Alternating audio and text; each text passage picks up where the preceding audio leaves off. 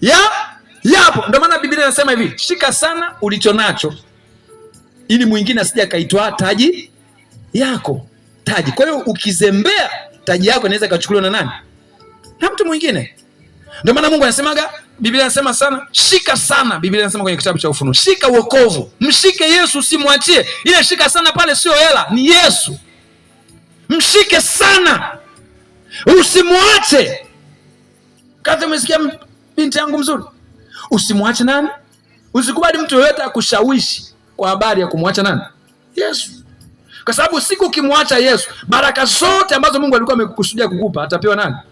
Mwingine aliyekusudia kukaa, aliyemshika Yesu.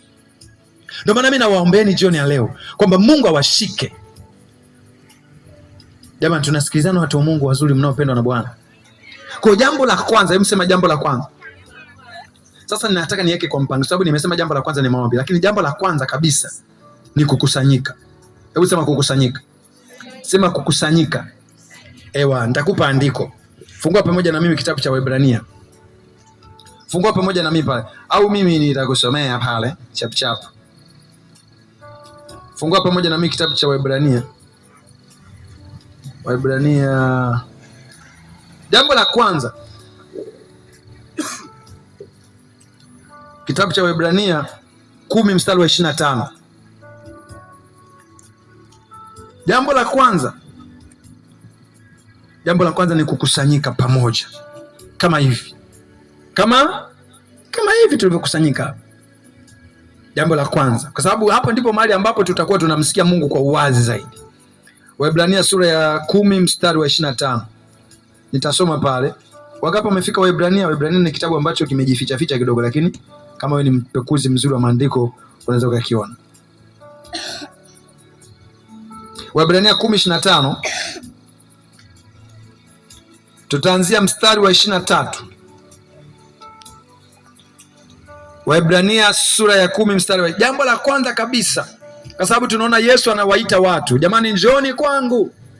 Njooni kwangu. Kwenye kitabu cha Mithali 8 ndio inasema vizuri.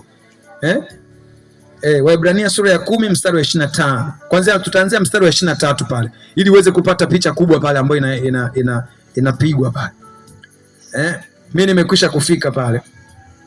Naomba jitahidi huwa unakuja na kitu cha kuandika. Kanunua notebook yako kazuri kama kaka kwangu. Mimi nimeshaviandika hivi vimeisha, sijui pale ile imenunua tena nyingine jana juzi nimeisha. Ninaandika sana, Mungu ananipa vitu vingi sana. Kwa hiyo jitahidi ununue notebook kako kazuri. Shilingi 1000 tu, mtumishi wa Bwana. Shilingi 1000 si hela ya miogo tu ya siku moja. Unaacha unanunua diary ya kuandika neno la Mungu. Bwana Yesu asifiwe. Mstari kuanzia 23. Waebrania sura ya 10. Tumefika wote? Wangapi tumefika pale? Amen. Tusome sasa pamoja. Neno la Mungu linasema, tutaanzia mstari wa 23. Anasema pale, anasema kuanzia mstari wa 23, anasema na mlishike sana ungamo la tumaini letu lisigeuke, maana yeye aliyeahidi ni mwaminifu. Yeye aliyefanya nini? Aliyeahidi. Aliyeahidi tunazungumzia kwa habari ya nini? Ya mawazo ya Mungu. Nimekwambia neno ni wazo lililotamkwa kwa kinywa, si ndio? Lakini likiwa halijatamkwa linaitwa nini? Linaitwa wazo. Sasa Biblia inasema kwenye kitabu cha Waebrania sura ya 10 mstari wa 23 ya kwamba tulishike sana tumaini au maungamo ya tumaini letu tulionalo ndani ya Kristo Yesu, kwa maana yeye aliyeahidi au yeye aliyesema ahadi nzuri juu ya maisha yetu ni mwaminifu. Jamani, Yesu sio kama mwanadamu. Wanadamu wanaweza wakakuahidi jambo lakini wasiwe na uaminifu wa kulitimiza kwa 100%. Lakini huyu Yesu, Biblia inamuita ya kwamba yeye ni mwaminifu. Ndio maana Biblia inasema kwamba tulishike sana, hebu sema sana, tumaini la maungamo yetu tulionayo ndani ya Kristo Yesu. Kwa sababu moja tu. Kwa nini tunatakiwa tulishike? Kwa sababu yeye aliyeahidi ni nani jamani? Ni mwaminifu. Ungepiga kidogo makofi hapo niendelee. Kama umesikia mwanangu mzuri, binti yangu, aliyeahidi hizi ahadi nzuri ni nani jamani? Ni mwaminifu. Yesu sio kama shangazi au baba mdogo au baba mkubwa au hata kama baba yako.